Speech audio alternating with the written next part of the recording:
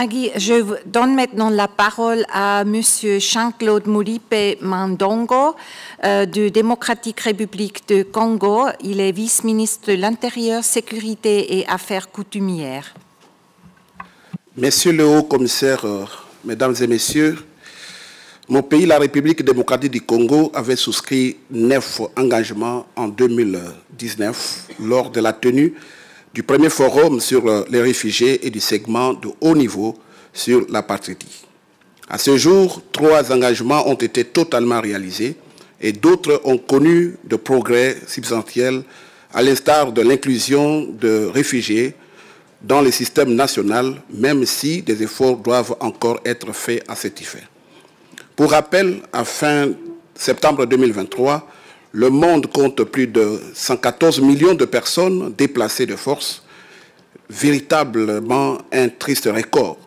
Nous y trouvons de migrants climatiques, des déplacés dus aux conflits armés et des inégalités socio-économiques.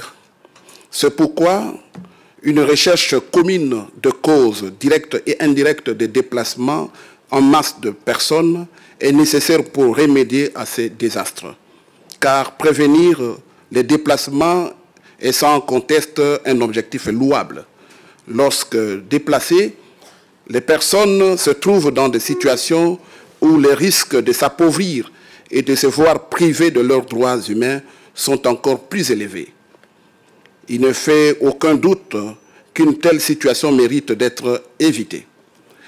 À ce jour, la République démocratique du Congo compte 521 712 réfugiés et plus de 6 millions de personnes déplacées internes. À cela, il faudra ajouter plus d'1 million de réfugiés congolais qui se trouvent dans divers pays en Afrique. Nous saluons à ce sujet la collaboration qui existe entre mon gouvernement, les HCR, ainsi que les organisations internationales et les États impliqués pour le retour de ces populations dans la dignité dans leur milieu d'origine. Animée par la volonté de respecter ces engagements internationaux, la République démocratique du Congo, de son côté, a résolu d'élargir ses engagements, passant ainsi de 9 à 11, notamment viabiliser les zones de retour des réfugiés et réactiver les commissions tripartites afin d'encourager le retour volontaire de réfugiés congolais se trouvant à l'extérieur du pays, accompagner les efforts de la plateforme d'appui aux solutions de personnes déplacées de force dans le cadre de la crise centrafricaine, promouvoir l'inclusion des réfugiés dans le système national d'offres et de prestations de services, entre autres la santé, l'éducation, l'inclusion socio-économique, l'accès à la terre, l'emploi, le numérique, l'accès aux institutions financières. Pour terminer, la République démocratique du Congo est le pays de solutions climatiques avec ses énormes réserves de minéraux verts, ses forêts vierges et ses grandes capacités hydroélectriques, est en mesure de surmonter sa fragilité et de devenir le champion africain de solutions climatiques avec sa capacité d'absorption en carbone.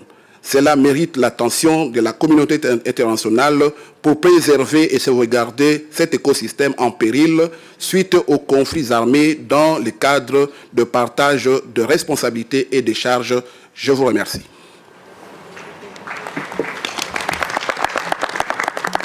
Merci beaucoup, M.